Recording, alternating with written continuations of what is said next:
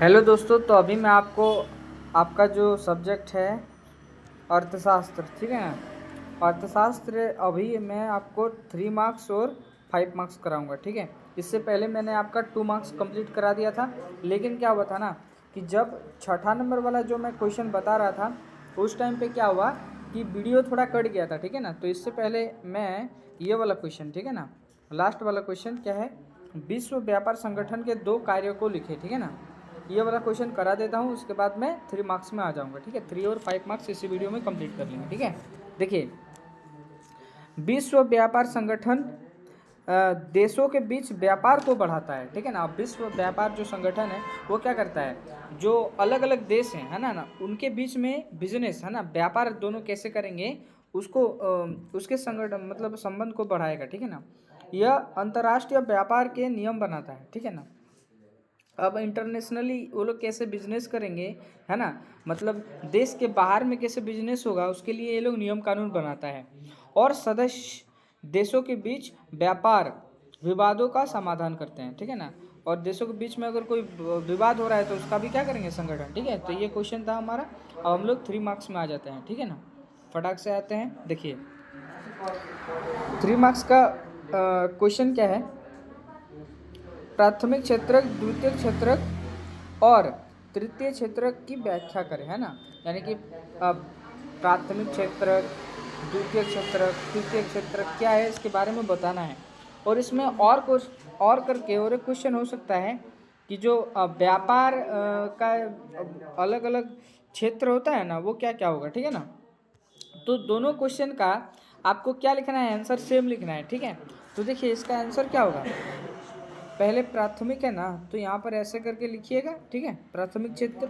अब देखिए इसमें प्राकृतिक संसाधनों का सीधा उपयोग होता है ना। जो भी प्राकृतिक संसाधन होगा उसका क्या होगा, सीधा उपयोग, जैसे कि कृषि, है ना, खनन और पशुपालन। इसमें देखिए कृषि करते हैं तो ये सीधा नेचुरल मिलता है ना, प्राकृतिक से तरीके से मिलता है। और कोई भी चीज़ खनन करके निकाल रहे हैं तो वो सीधे मिल रहा है। पशुपालन कर रहे हैं तो इसमें कोई मशीन वगैरह लग रहा है, नहीं लग रहा है। अब द्वितीय क्षेत्र में क्या आ जाएगा, इसमें प्राकृतिक उत्पादनों को कारखानों में विनिर्माण द्वारा नए रूपों में बदल दिया जाता है ना। अब देखिए जैसे कि आपका क्या हुआ, मक्का, है ना, जैसे कि हम लोग बोलते हैं ना क्या बोलते हैं, भुट्टा, मक्का ऐसे ही है ना, जो भी बोलना है उसको हम लोग जैसे पॉपकॉर्न बना देते हैं, उससे समझ गए ना, मशीन में डाल करके उसका पॉपकॉर्न बना दिए, तो वो क्या हो गया, वो आपका द्वितीय क्षेत्रक में आ जाएगा, ठीक है ना। यानी कि पहले क्षेत्रक में आपको नेचुरल चीज़ मिलेगा, है ना, द्वितीय क्षेत्रक में क्या हो जाएगा, मशीन वगैरह में डाल करके उसका कोई नया सामान बना देंगे, तब वो क्या आ जाएगा, द्वितीय क्षेत्रक में, ठीक है। अब तृतीय क्षेत्रक में क्या होगा, यह वस्तुओं का उत्पादन नहीं करता है, समझ गए ना, बल्कि प्राथमिक और द्वितीय क्षेत्र को सुविधा प्रदान करता है, जैसे बैंकिंग, परिवहन और शिक्षा, है ना। देखिए प्राथमिक क्षेत्रक में क्या होगा, नया यहाँ पर प्रकृति द्वारा सामान का ही सीधा उपयोग करेगा, ठीक है। और द्वितीय क्षेत्र क्या करेगा, जो पहला यहाँ पर है, समझ गए ना, प्राथमिक क्षेत्र उसी से नया सामान बना देगा। लेकिन तीसरा जो यहाँ वाला तृतीय क्षेत्र है, यहाँ पर कोई भी सामान नहीं बनाएगा, ये क्या करेगा, ये प्राथमिक क्षेत्र को द्वितीय क्षेत्र को क्या करेगा, हेल्प करेगा, है ना, इन लोगों को सेवा। जैसे कि कोई टीचर है, कहीं पे आप ट्यूशन पढ़ते हैं तो वो वहाँ पर कोई सामान वगैरह आपको बना के देते हैं क्या, नहीं, बस आपको क्या देते हैं, शिक्षा देते हैं, ठीक है। चलिए इसके बाद हमारा दूसरा जो क्वेश्चन है उसको देखते हैं, ठीक है। देखिए दूसरा क्वेश्चन क्या है, भारत में तृतीय क्षेत्र अन्य क्षेत्र से अंतर क्षेत्र को किस प्रकार भिन्न है। यहाँ पर क्वेश्चन थोड़ा मिसप्रिंट हुआ है ना, यहाँ पर क्या होगा, सोदाहरण लिखिए, है ना, यानी कि उदाहरण के साथ आपको लिखना है। और यहाँ पर भी थोड़ा सा मिस्टेक है, लेकिन आपको मैं क्वेश्चन समझा देता हूँ। भारत में जो थर्ड सेक्टर है, तृतीय क्षेत्र है ना, बाकी का जो क्षेत्र है वो किस प्रकार भिन्न है, किस प्रकार अलग है, और आपको इसको उदाहरण के साथ समझाना है, ठीक है। चलिए देखिए तृतीय क्षेत्रक, है ना, प्राथमिक क्षेत्र तृतीय क्षेत्र, है ना, प्राथमिक और द्वितीय क्षेत्र से इसलिए अलग है क्योंकि यह किसी वस्तु का उत्पादन नहीं करता है। अभी अभी बताएं, जो थर्ड सेक्टर है, तृतीय क्षेत्र है ना, वो जो पहला है ना, और दूसरा क्षेत्रक से क्यों अलग है? क्योंकि ये क्या करता है ना, कोई भी सामान का उत्पादन नहीं करता है, कोई भी सामान नहीं बनाता है। जहाँ प्राथमिक क्षेत्र में खेती होती है और द्वितीय क्षेत्र में निर्माण होता है। समझ गए? यानी कि जो पहला हमारा सेक्टर है प्राथमिक क्षेत्र का, उसमें क्या होगा, खेती हो गया, तो दूसरा क्षेत्र में उसी खेती से जो सामान बना है उससे कोई नया सामान बन जाएगा। वहीं तृतीय क्षेत्र केवल सेवाएं प्रदान करता है ना, तृतीय क्षेत्र में कोई भी सामान वगैरह नहीं बनता है, इसमें क्या होगा, सेवाएं प्रदान करेगा, सर्विस। जैसे यहाँ पर अगर आप देखना चाहेंगे, है ना, तो रुक जाइए, थोड़ा सा यहाँ पर दिक्कत है। हाँ, ये सब हटा दिए, ठीक है ना। देखिए, समझ गए, उत्पादन प्रक्रिया में मदद करती है। समझ गए, मतलब जो भी यहाँ पर प्रोडक्शन होगा उसमें क्या करेगा, तृतीय क्षेत्र फर्स्ट और सेकंड को क्या करेगा, हेल्प करेगा। उदाहरण के लिए अनाज, है ना, प्राथमिक अनाज कौन सा सेक्टर है, प्राथमिक सेक्टर, फर्स्ट सेक्टर का है ना। अब देखिए, अनाज को फैक्ट्री तक पहुंचाने के लिए ट्रक, है ना, की आवश्यकता होती है। अब देखिए, जो हमारा अनाज है वो क्या है, प्राथमिक क्षेत्रक, है ना। अब यहाँ पर फैक्ट्री में जो नया सामान बनेगा ये क्या हो जाएगा, द्वितीय क्षेत्रक। लेकिन यहाँ पर तीसरा जो क्या है, तीसरा क्षेत्रक, है ना, इसको भी हेल्प करेगा और इसको भी हेल्प करेगा। कैसे? जैसे कि कोई अनाज हो गया, पहला क्षेत्रक में बना, अब पहला से दूसरा में जाना है, लेकिन इसको यहाँ से यहाँ लेके कौन जाएगा, कोई परिवहन, कोई ट्रक वगैरह लेके जाएगा। तो ट्रक कोई नया सामान देता है क्या? नहीं, सिर्फ क्या करता है, वो ट्रक में लाद करके सीधा पहुंचा देता है। समझ गए इस बात को? चलिए देखिए दोस्तों, हमारा जो तीसरा क्वेश्चन है उसमें क्या लिखा है, भारत में उपभोक्ता आंदोलन की शुरुआत किन कारणों से हुई, ठीक है ना। तो यहाँ पर देखिए किन कारणों से हुआ है, हम लोग चर्चा करते हैं। भारत में उपभोक्ता आंदोलन उपभोक्ता के शोषण को रोकने के लिए हुआ, है ना। उपभोक्ता यानी कि जो भी सामान का उपभोग करता है उसके साथ क्या हो रहा था, शोषण हो रहा था, है ना, एक्सप्लॉयटेशन हो रहा था उसके साथ। तो उसी को रोकने के लिए यहाँ पर इस आंदोलन को लाया गया है। इसके प्रमुख कारण थे, है ना। अब यहाँ पर देखिए, मैं शॉर्ट में लिखा हूँ, लेकिन आप लोग लिख सकते हैं। इनके निम्नलिखित कारण नीचे दिए गए हैं। समझ गए ना, जैसे कि आपको लिखना है, समझ गए, आप बना के लिखना, आप अभी टॉपिक समझ लो, है ना, नहीं तो आप ये जैसे लिखना है लिख लेना। देखिए, प्रमुख कारण में पहला जो कारण था ये क्या है, खाद्य पदार्थों में मिलावट, है ना। जो खाने वाली चीज़ें हैं उसमें क्या हो रहा था, मिलावट, है ना, और खराब गुणवत्ता यानी कि खराब क्वालिटी, इसके कारण से ये आंदोलन हुआ। बाजार में वस्तुओं की जमाखोरी और कालाबाजारी, है ना, यानी कि यहाँ पर चोरी हो रहा था। समझ गए ना, जो भी सामान है उसको ब्लैक में बेचा जा रहा था। समझ गए, तो इसी कारण से हो गया, है ना। दुकानदारों द्वारा कम तोलना और अधिक कीमत वसूलना, है ना। अब दुकानदार क्या कर रहा है ना, यहाँ पर कीमत ज़्यादा ले रहा है लेकिन सामान क्या कर रहा है, कम दे रहा है। समझ गए, इसीलिए इस आंदोलन का शुरुआत हुआ। भ्रामक विज्ञापनों द्वारा उपभोक्ताओं को धोखा देना। देखिए दोस्तों, ये जो आंदोलन है ना, यहाँ पर अभी इसका उल्लेख किया गया है कि भ्रामक विज्ञापन यानी कि कोई एक ऐसा ऐड दिखा देना जो वास्तविकता के साथ लेना देना नहीं है। लेकिन अभी आप कोई भी अगर विज्ञापन वगैरह टीवी में देखिएगा, चाहे वो माउंटेन ड्यू हो, चाहे स्प्राइट हो, चाहे कोई शैम्पू हो, साबुन हो, है ना, इसमें सिर्फ और सिर्फ यही चीज़ होता है ना। अभी भी आंदोलन होना चाहिए, ठीक है। और इसमें खास करके लड़कियों को बेवकूफ़ बनाया जाता है, बाल इतना स्ट्रांग होता है कि पेड़े उखाड़ दिया जाता है।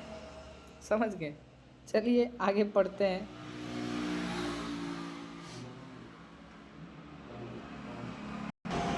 देखिए दोस्तों, इसके बाद वाला जो हमारा क्वेश्चन है उसमें क्या है, राष्ट्रीय ग्रामीण रोजगार गारंटी अधिनियम 2005, ठीक है ना, इसको मनरेगा, ठीक है ना, को कार्य निवृत्ति करने के उद्देश्य की व्याख्या करें, ठीक है ना। यानी कि इसका आपको डिस्क्रिप्शन देना है। समझ गए ना, इसके बारे में आपको लिखना है। देखिए, तो कारण क्या है, मुख्य ये जो ग्रामीण रोजगार गारंटी अधिनियम है ना, इसका मुख्य उद्देश्य निम्नलिखित है। निम्नलिखित यानी कि नीचे में लिखा हुआ है, ठीक है। चलिए, पहला जो कारण है ना, पहला उद्देश्य क्या है, ग्रामीण क्षेत्रों में आजीविका को सुरक्षा देना, है ना। यानी कि ग्रामीण क्षेत्र में जो लोग है ना, बहुत सारे ऐसे लोग हैं जिनके पास अपना जीविका चलाने के लिए भी उपलब्ध धन नहीं है, तो उन लोग को इससे फायदा होगा, ठीक है। प्रत्येक इच्छुक परिवार को 1 वर्ष में 100 दिन के गारंटीकृत रोजगार की व्यवस्था कराना, है ना। यानी कि अगर कोई परिवार चाहे कि हमको काम नहीं मिल रहा है तो सरकार उन्हें 100 दिनों की काम देगी, ठीक है। अब देखिए, इसके बाद रोजगार ना मिलने की स्थिति में सरकार द्वारा बेरोजगारी भत्ता देना। अब अगर काम नहीं मिला, रोजगार नहीं मिला, तो घर बैठे आपको सरकार क्या देगी, बेरोजगारी भत्ता देगी, समझ गए ना। पैसे आपके बैंक अकाउंट में ट्रांसफर कर देगी। इसके बाद देखिए, ग्रामीण विकास जैसे सड़क, जल संरक्षण के कार्यों को बढ़ावा देना, समझ गए ना। ऐसे जो काम है उसको क्या करेंगे, बढ़ावा देना। चलिए, इसके बाद जो क्वेश्चन है उसको देखते हैं। अब देखिए दोस्तों, हमारा जो 5वां क्वेश्चन है उसमें क्या दिया है, मुद्रा आवश्यकता के दोहरे संयोग की समस्या को किस प्रकार सुलझाती है, 100 उदाहरण समझाइए, है ना। यानी कि मुद्रा से जो दोहरे संयोग की जो समस्या पड़ती थी, है ना, उससे ये जो है ना मुद्रा, है ना, आवश्यकता का दोहरा संयोग जब हो जाता था, उस प्रॉब्लम को कैसे पैसा आने पर, है ना, कॉइन आने पर, करेंसी आने पर कैसे उसको समझाया जाता है, उदाहरण के साथ आपको समझाना है। यहाँ पर 100 उदाहरण नहीं मतलब उदाहरण सहित, इसका मतलब ये होगा, लेकिन यहाँ पर थोड़ा सा मिस्टेक हुआ है क्वेश्चन में, ठीक है। चलिए, तो मैं इसका एक्सप्लेनेशन आपको बता देता हूँ। वस्तु विनिमय प्रणाली में सबसे बड़ी समस्या दोहरे संयोग की थी, है ना। अब इसका सबसे बड़ा प्रॉब्लम क्या था कि यहाँ पर दोहरा संयोग हो जा रहा था, जहाँ दोनों पक्षों के एक दूसरे को वस्तुओं की ज़रूरत होनी चाहिए, है ना। जैसे कि 2 व्यक्ति है ना, 2 व्यक्ति है, और दोनों व्यक्ति क्या, अगर वस्तु विनिमय प्रणाली में आता है और कुछ ये लोग सामान का आयात निर्यात करता है, तो दोनों जो व्यक्ति है, दोनों व्यक्तियों के पास वही सामान होना चाहिए जो दोनों को ज़रूरत हो। जैसे अगर उदाहरण के लिए अगर हम समझें, इसके पास जूता है और इसके पास चावल है, तो इसको चावल लेना पड़ेगा, है ना, और इसको जूता। अगर ऐसा हुआ तो ये जो यहाँ पर हम अभी बोलें कि वस्तु विनिमय प्रणाली सर्वाइव करेगा, और अगर नहीं चाहिए तो फिर इसको भी दूसरे के पास भटकना पड़ेगा और इसको भी जूतों के लिए दूसरे के पास भटकना पड़ेगा, है ना। तो लेकिन अगर यहाँ पर हम सिर्फ मुद्रा ले आएंगे तो इसको क्या चाहिए, चावल चाहिए, तो ये जूता बेचेगा, चावल खरीद लेगा, है ना। जूता बेच के पैसा खरीदेगा, सॉरी पैसा ये कमाएगा, और पैसे से किसी के भी पास क्या खरीदेगा, चावल ले लेगा। और इसके अगर बात करेंगे तो ये अपना क्या करेगा, जूता सॉरी चावल बेचेगा, है ना, चावल बेचेगा, पैसा कमाएगा, और उन पैसों से किसी के भी पास ये क्या कर सकता है, जूता खरीद सकता है, ठीक है। चलिए, तो उदाहरण क्या है, यदि किसी के पास जूते हैं तो उसे चावल चाहिए, ठीक है, तो उसे ऐसा व्यक्ति ढूंढना होगा जिसके पास चावल हो और जिसे जूतों की ज़रूरत हो। अभी मैंने जैसे एग्जाम्पल में समझा दिया था, ठीक है। अब इसका समाधान क्या है, इसका मतलब इसको कैसे हम लोग टैकल करेंगे, ठीक है। देखिए, मुद्रा विनिमय के माध्यम के रूप में कार्य करती है ना। यानी कि कोई सामान चाहिए तो हम लोग अभी पैसा देते हैं, समझ गए, तो उसी के माध्यम, है ना, के रूप में काम करती है। अब देखिए, अब व्यक्ति जूते बेचकर मुद्रा प्राप्त कर सकता है और उस मुद्रा से किसी से भी चावल खरीद सकता है, समझ गए ना। अगर कोई व्यक्ति है, किसी के पास जूता है तो जूता बेचेगा, पैसा कमाएगा, और पैसे से किसी के भी पास चावल खरीद सकता है। इससे खोजने की समस्या खत्म हो गई।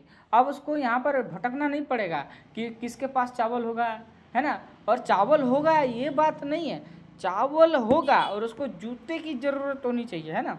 तो पैसा आएगा तो इससे सब समस्या खत्म, ठीक है। देखिए दोस्तों, अब हम लोग 5 मार्क्स का क्वेश्चन में आ जाते हैं, ठीक है ना। और 5 मार्क्स में आपको लिमिटेड क्वेश्चन कराऊंगा और इन्हीं क्वेश्चन में से आपका क्वेश्चन आ जाएगा, ठीक है ना। देखिए, तो हमारा पहला क्वेश्चन क्या है 5 मार्क्स का, भारत सरकार द्वारा विदेशी व्यापार एवं विदेशी निवेश पर अवरोध लगाने के क्या कारण थे, है ना। यानी कि भारत जो विदेश से व्यापार करता था या तो निवेश करता था, है ना, उसको ये लोग अवरोध कैसे लगा दिए, ठीक है। इन अवरोधों को सरकार क्यों हटाना चाहती थी, अब लगा दिया। जो अवरोध लगाया उसके बाद अवरोध को क्यों हटाना चाहता थी, इसी के बारे में आपको लिखना है। तो चलिए एकदम आसान भाषा में हम लोग आंसर को देखेंगे, ठीक है ना। देखिए क्या है अवरोध लगाने के कारण। अब अवरोध लगाने के कारण क्या था भाई, इधर देखो 1947 में देश आज़ाद हुआ, ठीक है ना।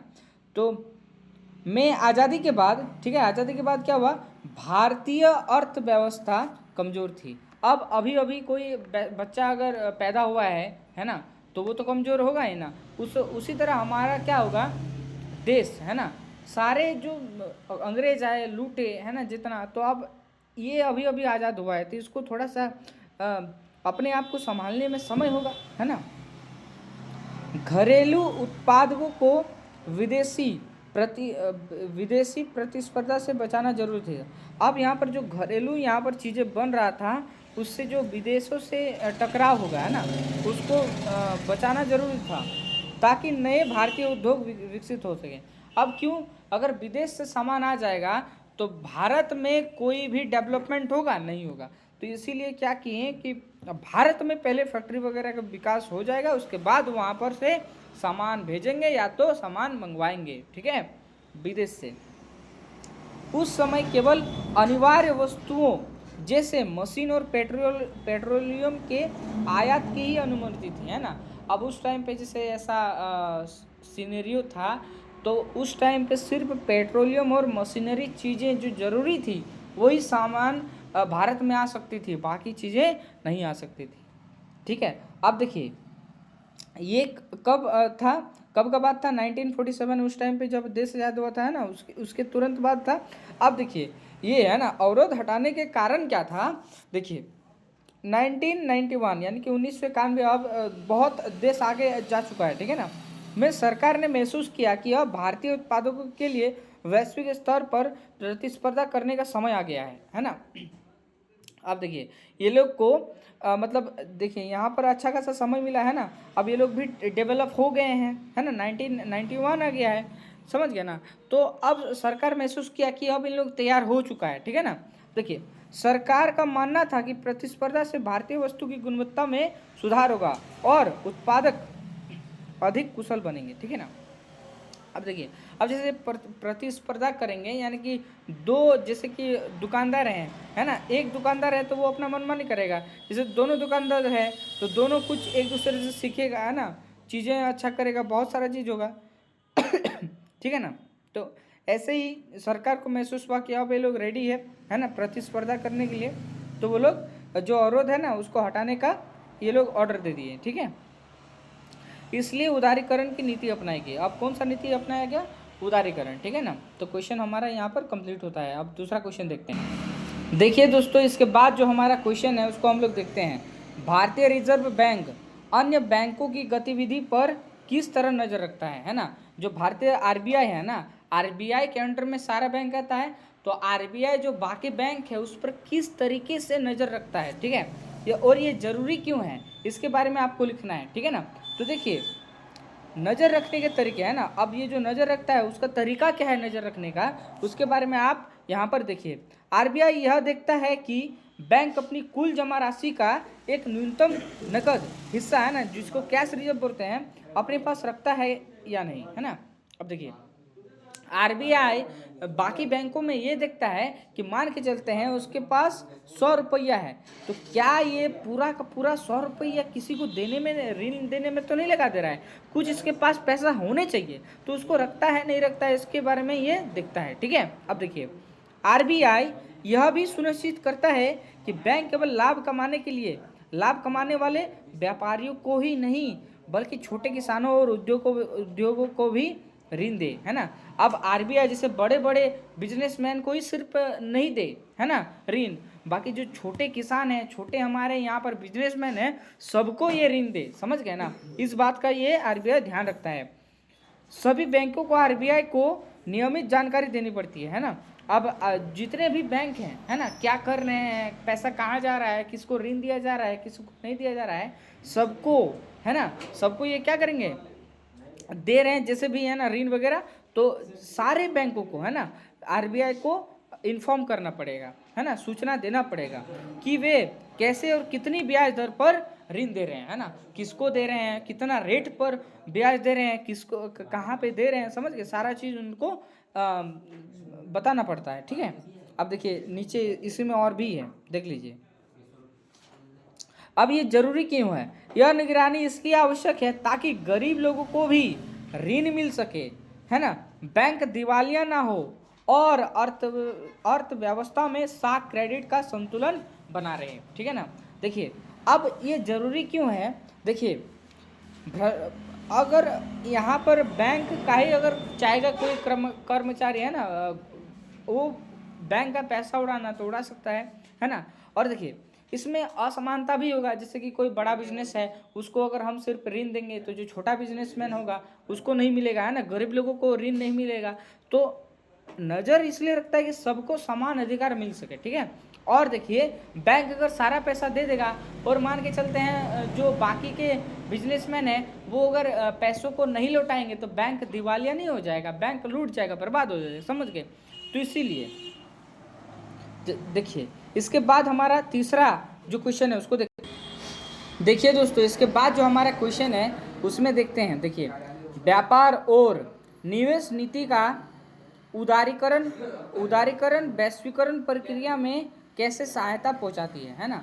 अब देखिए व्यापार और निवेश करेंगे ना, उसमें उदारीकरण वैश्वीकरण प्रक्रिया जो भी होगा, है ना, सहायता, इससे हेल्प कैसे मिलेगा। देखिए उदारीकरण का अर्थ है सरकार द्वारा व्यापार पर से अनावश्यक प्रतिबंधों और अवरोधों को हटाना, है ना। जैसे कि बहुत ज़्यादा रूल रेगुलेशन पूरा स्ट्रिक्ट हो जाते हैं ना, फालतू का बेमतलब का, जैसे कि मान के चलते हैं कोई यहाँ पर बिजनेस करेगा बाहर के कंट्री तो लगा देंगे कि 100% टैक्स, तो वो सब हटा देना, समझ गए। अब इसको हटाएंगे तो क्या होगा, बाकी का जो बाहर का देश का MNCs है, मल्टीनेशनल कंपनीज, है ना, वो लोग क्या करेगा, अगर टैक्स नहीं देंगे तो भारत में आएगा, है ना, और अपना जो बिजनेस को फैलाएगा, समझ गए। तो देखिए जब सरकार आयात निर्यात को आसान बना देती है, यानी कि इंपोर्ट एक्सपोर्ट, समझ गए ना, कोई विदेशी देश से भारत देश में सामान आएगा और भारत देश से कोई विदेशी कंट्री में हमारा जाएगा सामान, तो उसको आसान बना देता है, समझ गए। तो विदेशी कंपनियां MNCs, है ना, मल्टीनेशनल कंपनीज के लिए भारत में निवेश करना और यहाँ कारखाने खोलना सरल हो जाता है ना। कोई भी चाहेगा कि जहाँ पर आसान कानून हो, है ना, फ़ायदा मिले, समझ गए, और वहाँ के लोगों को भी और कंपनीज़ को भी, तो वही क्या करेगा, ऐसे करेंगे। ठीक है ना, इससे विभिन्न देशों के बीच व्यापार बढ़ता है, समझ गए ना। विभिन्न, जैसे कि अब हम अच्छा कर देंगे रूल रेगुलेशन, तो जो बाकी बाहर का जो कंट्री है भारत में आएगा तो भारत का व्यापार बढ़ेगा ना। देखिए और तकनीक का आदान प्रदान होता है, तकनीक जो भी टेक्नोलॉजी है उसका क्या होगा, आदान प्रदान होगा, समझ गए। इस प्रकार उदारीकरण के कारण ही दुनिया भर के बाजार एक दूसरे से जुड़ जाते हैं और वैश्वीकरण की मुख्य प्रक्रिया है, समझ गया ना। अब जो तरीका यहाँ पर अपनाया गया उसी तरीके से क्या होगा ना, दुनिया भर का जो बाजार होगा, है ना, एक दूसरे से कनेक्ट कर पाएंगे और बिजनेस कर पाएंगे। ठीक है, चलिए इसके बाद हमारा जो अगला क्वेश्चन है उसको देखिए दोस्तों। इसके बाद वाला जो हमारा क्वेश्चन है इसमें देखते हैं, जोखिम वाली परिस्थितियों में ऋण कर्जदार के लिए और समस्या खड़ी कर सकता है, तो स्पष्ट करें, है ना। यानी कि जब आपका समय खराब रहेगा, जैसे कि कोई किसान है ना, वो बेचारा लोन लिया और जब उसको कर्ज चुकाना था उसका फसल बर्बाद हो गया, है ना। तो यहाँ पर क्या हुआ, लोन लिया वो अच्छे के लिए, है ना, लेकिन अब लोन भी लिया, है ना, उसका भी पैसा उसको नहीं मिला, और देखिए इधर जो इसका फसल था वो भी बर्बाद हो गया, यानी कि फसल भी बर्बाद और लोन जो लिया था उसका पैसा भी उसका गया। तो अब बेचारा का फसल ठीक से हुआ ही नहीं, तो वो लोन किस तरीके से वो देगा, ठीक है ना। तो यहाँ पर लोन क्या करता है, लोगों का मदद करता है। लेकिन यहाँ पर कभी कभी क्या हो सकता है ना, अगर फसल आपका बर्बाद हुआ तो वही आपका बर्बाद भी कर सकता है, समझ गए ना। फसल बर्बाद इधर अभी आपको कुछ कुछ बातें बताएंगे इसके लिए, ठीक है।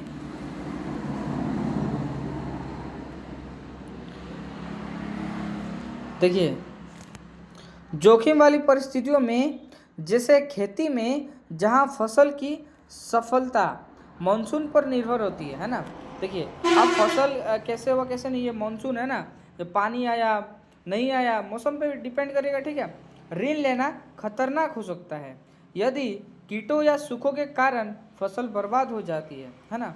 मतलब जब हम लोग ऋण लेते हैं वो तो कभी कभी क्या होता है, खतरनाक भी हो सकता है। क्यों? क्योंकि अगर आपका फसल बर्बाद हो गया है ना, तो कर्जदार अपनी आय से ऋण वापस नहीं कर पाता।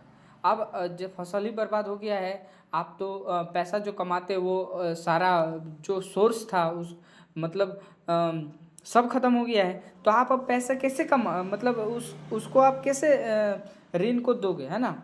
ब्याज बढ़ने के कारण वह ऋण जाल, है ना, डेप्थ ट्रैप इसको बोलते हैं, में फंस जाता है। ऋण जाल में बेचारा का जो इनकम का स्रोत था पैसा कमाने का, वही चला गया है। तो अब ये कैसे करेगा, है ना। इस कर्ज को चुकाने के लिए वे अक्सर अपनी क्या करते हैं, संपत्ति या जमीन बेचनी पड़ती है। इस कारण ऋण उसकी स्थिति सुधारने के बजाय उसे और अधिक गरीब और संकट में ढकेल देता है ना। देखिए दोस्तों, जो हमारा यहाँ पर किसान होता है ना, वो क्या करता है, सुसाइड तक भी कर लेता है। लेकिन बड़े बड़े जो बिजनेसमैन होते हैं वो निठल्ले कुछ नहीं करते हैं, समझ गए ना। तो सरकार को इसके लिए कुछ सोचना चाहिए, है ना, कि अगर किसी का मान के चलते हैं फसल बर्बाद हो गया है तो उसके लिए एक भी रुपया नहीं लिया जाए और उसको पैसा दो कि उसका फसल बर्बाद हो गया, ताकि वो क्या करे, फिर से, है ना, फसल उगाए। और हाँ, ऐसे नहीं कि नहीं लें, फसल उगाएगा उसके बाद कुछ आपसे उससे ले सकते हैं, ठीक है ना। तो ऐसे कुछ मतलब नियम कानून लाना चाहिए, ठीक है ना, जिससे जो किसान है हमारे, है ना, उनका भी जो लाइफ का स्तर है ना, जीने का, वो सब ठीक हो सके। चलिए, इसके बाद वाला जो हमारा क्वेश्चन है उसको देखते हैं, और यही हमारा लास्ट क्वेश्चन होगा, ठीक है। देखिए दोस्तों, इसके बाद जो हमारा लास्ट क्वेश्चन है वो क्या है, साग के प्रमुख स्रोतों की व्याख्या करें, ठीक है ना। साग का जो प्रमुख स्रोत होगा उसका क्या करना है आपको, डिटेल में इसके बारे में बात करना है, ठीक है ना। यानी कि सीधे सीधा अगर आप समझिएगा ना, तो हम लोग जो पैसा लोन लेते हैं ना, तो लोन हम लोग किससे ले सकते हैं, एक बैंक से ले सकते हैं, है ना, बैंक से। और दूसरा जो हमारा क्या होता है, रिश्तेदार, समझ गया ना, रिश्तेदार, साहूकार या तो कोई भी हो सकता है, ठीक है ना। तो बैंक से जो हम लोग लोन लेते हैं उसमें दस्तावेज वगैरह होता है ना, डॉक्यूमेंट्स वगैरह, तो वहाँ पर फॉर्मली होता है सारा चीज़, है ना, कागज़ कलम लिखा पढ़ी सारा चीज़ होता है। तो आपको कितना रेट से ब्याज देना है सारा चीज़ वहाँ पर लिखा होता है। लेकिन अगर किसी आप साहूकार से या तो रिश्तेदार से अगर उससे ब्याज ऋण लीजिएगा ना, तो वो कितना ब्याज लेगा कितना नहीं, है ना, अपना मनमानी करते रहेगा। यानी कि ये आपको ज़्यादा मतलब शोषण नहीं करेगा, और ये इसका मनमर्जी होता है, समझ गया ना।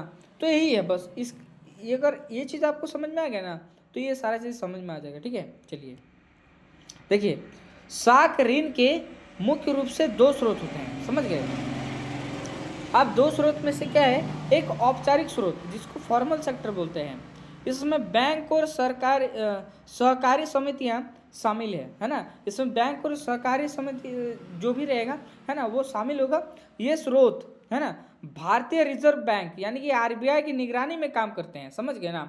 और अगर कोई लोन दे रहा है कोई भी बैंक, तो ये किसके अंडर में रह करके लोन दे रहा है, आरबीआई के अंडर में रह करके, ठीक है। इनकी ब्याज दरें कम और निश्चित होती है ना। लोन का जो रेट होगा, है ना, ब्याज का दर वो क्या होगा, आपसे कम लिया जाएगा और एकदम फिक्स रहेगा, समझ गए। और यहाँ शोषण की संभावना नहीं होती, है ना, शोषण की संभावना नहीं होगी। अगर आप दे देते हैं तो आपको कोई कुछ रोकेगा टोकेगा नहीं, है ना।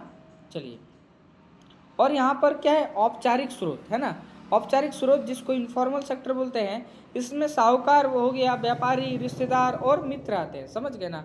इनसे हम लोग क्या लेते हैं, उधारी लेते हैं। इन पर किसी संस्था का नियंत्रण नहीं होता। ये अक्सर बहुत ऊंची ब्याज दर वसूलते हैं और कर्जदारों का शोषण करते हैं, है ना। यानी कि इनसे अगर हम लोन लेते हैं तो जब मन तब इसका मनमानी हो गया कि हमको इतना ब्याज चाहिए तो चाहिए, समझ गए। लेकिन कुछ कुछ रिश्तेदार, है ना, रिश्तेदार बात कर रहे हैं, जो आपका सगा होगा, है ना, बस वो अच्छा होता है। बाकी साहूकार व्यापारी ये लोग मतलब आपसे वसूलेंगे, ठीक है ना। तो ये हमारा 2 मार्क्स कंप्लीट, 3 मार्क्स कंप्लीट और 5 मार्क्स कंप्लीट। इससे ज़्यादा आपको कुछ भी नहीं पढ़ना है ना। अर्थशास्त्र में सारा क्वेश्चन यहीं से आएगा। तो मिलते हैं इसी तरह का और एक वीडियो के साथ, तब तक के लिए जय हिंद जय भारत।